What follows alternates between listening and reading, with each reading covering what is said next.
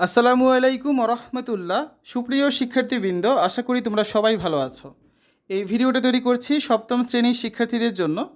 2024 সালে সপ্তম শ্রেণী ডিজিটাল প্রযুক্তি বইয়ের শিখন অভিজ্ঞতা 6 বা অধ্যায় 6 বন্ধু নেটওয়ার্কে ভাব বিনিময় এর সেশন 6-এর 96 পৃষ্ঠার সমাধান নিয়ে আজকে আলোচনা করব। তোমরা যারা এখনও অন্যান্য বিষয়ের ভিডিওগুলো দেখোনি তারা আমাদের চ্যানেলের প্লেলিস্ট অপশন থেকে ঘুরে আসতে পারো। সেখানে তোমরা সপ্তম শ্রেণীর বাংলা, ইংরেজি, গণিত, বিজ্ঞান, ইতিহাস ও সামাজিক বিজ্ঞান, ডিজিটাল প্রযুক্তি, জীবন ও জীবিকা, স্বাস্থ্য সুরক্ষা, ইসলাম শিক্ষা এবং শিল্প ও সংস্কৃতি প্রত্যেকটা বিষয়ের জন্যই আলাদা আলাদা করে প্লেলিস্ট পেয়ে যাচ্ছ। এখান থেকে তোমাদের যার যে বিষয়ের ভিডিও দরকার খুব সহজেই তোমরা দেখে নিতে পারবে। সেশন 6 আমাদের বন্ধু নেটওয়ার্ক। আমরা সেশন 4-এ যেমন বার্তা পাঠিয়েছিলাম সেরকম আরেকটি বার্তা তৈরি করব, যেটি আমাদের নেটওয়ার্কের মাধ্যমে পাঠাবো। নেটওয়ার্কটি হবে আমরা যেভাবে সেশন 3-এ দলগতভাবে ভাগ হয়েছিলাম ঠিক সেরকম করে নতুন দলে বিভক্ত হয়ে আমাদের বন্ধু নেটওয়ার্কটি গঠন করব। আমরা দলগতভাবে একটি বার্তা লিখব যেটি আরেক দলের কাছে পাঠাবো। এবার আমরা দলের সকল সদস্য বার্তাটি জানবো এবং সেই বার্তা সেশন 4-এ যে বার্তা পাঠিয়েছে সেটার মতো এনকোড করা থাকবে। কীভাবে ডিকোড করতে হবে সেটি জানবে শুধু অন্য সহযোগী টিম। এবার এসো নিচের কাজগুলো অনুসরণ করে খেলাটি খেলবো। তো এখান থেকে তোমরা কাজগুলো দেখে নিবে। পরের পৃষ্ঠা দেখো, এখানে একটা ম্যাপ রয়েছে। এই ম্যাপটা তোমরা এখান থেকে দেখতে পাচ্ছ। আমরা এর পরের পৃষ্ঠায় চলে যাই। আমাদের এখন একটা কাজ করতে হবে। এখানে একটা ছক রয়েছে যে কীভাবে বন্ধু নেটওয়ার্ককে আরও শক্তিশালী গোপনীয় করা যায়, তার জন্য তোমার কৌশলগুলো লিখে আনবে আর বন্ধু নেটওয়ার্ক থেকে কী কী সুবিধা পেতে পারি তা লিখবে।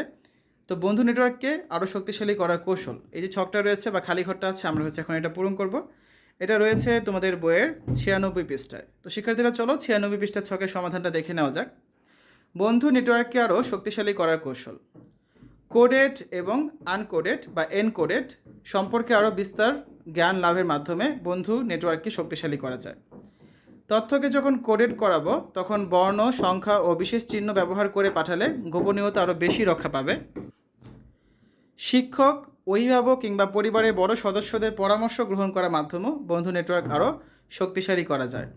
হ্যাকিং বিষয়ে জ্ঞান অর্জনের মাধ্যমে সুফল কাজে লাগিয়ে এবং কুফল পরিত্যাগ করেও বন্ধু নেটওয়ার্ককে শক্তিশালী এবং গোপনীয়তা রক্ষা করা যায়।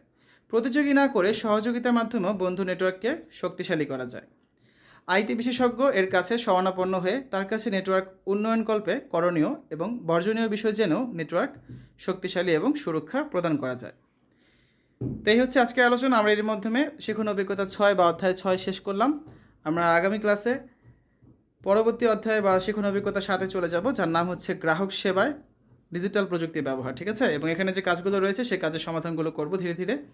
শিক্ষার্থীরা এতক্ষণ তোমরা দেখলে সপ্তম শ্রেণীর ডিজিটাল প্রযুক্তি বন্ধু নেটওয়ার্কে ভাব বিনিময় 96 পৃষ্ঠার ছকের সমাধান। আশা করি ভিডিওটা তোমাদের কাছে ভালো লেগেছে।